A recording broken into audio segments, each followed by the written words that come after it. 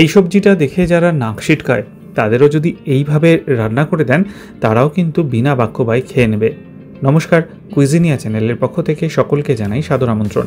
আমাদের সবার channel কুইজিনিয়াকে subscribe করে পাশে থাকা বেল বাটন আর অল আইকন প্রেস করে রাখলেই সব নতুন ভিডিও নোটিফিকেশন আপলোড হওয়া মাত্র পৌঁছে যাবে আপনাদের কাছে। আজকে আমি নিয়ে এসেছি সম্পূর্ণ নিরামিষ পদ্ধতিতে বানানো কাঁচকলার একটা রেসিপি। হ্যাঁ, কাঁচকলা বললে অনেকেই হয়তো নাক ছিটকাবে, এটা আবার কি, এটা কি কেউ খায়? হ্যাঁ, এরকমভাবে যদি বানান কাঁচকলাও কিন্তু লোকে একদম চেটেপুটে খেয়ে নেবে, গ্যারেন্টি দিতে পারি। ভাত বা রুটি দুটোর সাথেই যাবে এই দুর্দান্ত রেসিপি। কড়াইতে নিয়েছি সর্ষের তেল, রান্নাটা সর্ষের তেলে করবেন। তেলটা গরম হয়ে গেলে 1/4 টিস্পুন পরিমাণ গোটা জিরে দিচ্ছি, তার সাথে দেওয়া হচ্ছে একটা শুকনো লঙ্কা আর 1/4 টিস্পুন পরিমাণ হিং। 30 থেকে 40 সেকেন্ড অপেক্ষা করব ফোড়নের সুন্দর গন্ধ বেরোনো পর্যন্ত। তারপর এতে দিয়ে দেবো 4টে মাঝারি সাইজের আলু। আলুগুলোকে একটু ডুমো করে কেটে নেওয়া হয়েছে। আলুটাকে দিয়ে মিনিট 3 সময় নিয়ে আলুর গায়ে হালকা লালচে রং ধরা পর্যন্ত আমরা এখানে ভেজে নিচ্ছি। ঠিক এরকম একটু লাল লাল হওয়া পর্যন্ত আলুটাকে আমরা ভেজে নিয়েছি।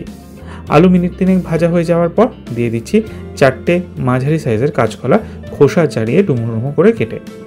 কাঁচকলাটাকে দিয়ে আলুর সাথে মিশিয়ে আবারও মিনিট খানেক নাড়াচাড়া করে নেওয়া হলো। আলু কাঁচকলা এরকমভাবে ভাজতে হবে। এর মাঝেই আমি দিয়ে দিচ্ছি স্বাদ অনুযায়ী নুন। নুনটাকে দিয়ে আলু কাঁচকলাটাকে আরও 2 থেকে 3 মিনিট আমরা এখানে ভেজে নিচ্ছি। ইন দ্য মিন টাইম আমরা একটা মশলা বানাবো। তার জন্য মিক্সির বাটিতে নিয়েছি 1.5 টিস্পুন পরিমাণ গোটা জিরে। গোটা জিরেটাকে প্রথমে শুকনো অবস্থায় গুঁড়ো করে নিচ্ছি, আর তারপর এতে আমরা দিয়ে দিচ্ছি একটা বড় সাইজের টমেটো, তার সাথে একটা কাঁচা লঙ্কা আর পরিমাণ মতো জল। সমস্ত জিনিসগুলোকে নিয়ে একটা পেস্ট আমি বানাচ্ছি। গোটা জিরে এইরকমভাবে বেটে রান্নায় ইউজ করবেন, তাতে দেখবেন গোটা জিরের বদলে যদি গুঁড়ো জিরে দিয়ে এটা করেন সেই টেস্ট কিন্তু আসবে না। এই রান্নাটা স্পেশালি গোটা জিরেটা এইভাবেই দেবেন। মশলাটা দিয়ে দিলাম, দিয়ে মিনিট 2 থেকে 3 মশলাটাকে দিয়ে কষিয়ে দেবো, যাতে কোনো রকমের মশলার কোনো কাঁচা স্মেল না থাকে, না গোটা জিরের কাঁচা গন্ধ না টমেটোর কাঁচা গন্ধ। ভালো মতো এটাকে মিনিট 3 সময় নিয়ে আমরা কষিয়ে নিয়েছি, ফ্লেমটাকে মিডিয়াম টু হাই রাখা অবস্থায়। এবার এতে দিয়ে দিচ্ছি 1/4 টিস্পুন পরিমাণ হলুদ গুঁড়ো, দিচ্ছি 1/4 টিস্পুন লাল লঙ্কার গুঁড়ো আর দিচ্ছি 1/2 টিস্পুন কাশ্মীরি লাল লঙ্কার গুঁড়ো রঙের জন্য। এবার সমস্ত জিনিসগুলোকে দিয়ে আবারও মিনিট 2 সময় নিয়ে কষিয়ে নিচ্ছি। যত কষাবেন তত দেখবেন তরকারির স্বাদটা ভালো আসবে। ভালো মতো কষানো হয়ে গেলে মিক্সির বাটিটাকে ধুয়ে আমরা এখানে জল দিয়ে দিলাম, আর তারপর আরও কিছুটা জল দিচ্ছি, যেহেতু আলু কাঁচকলাটা সেদ্ধ হতে হবে।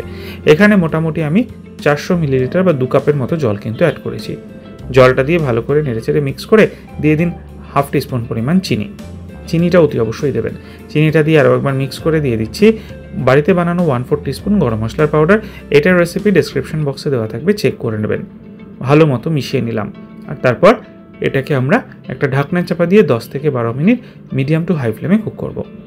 ফিরে আসলাম 12 মিনিট পর, সেদ্ধ কিন্তু হয়ে গেছে।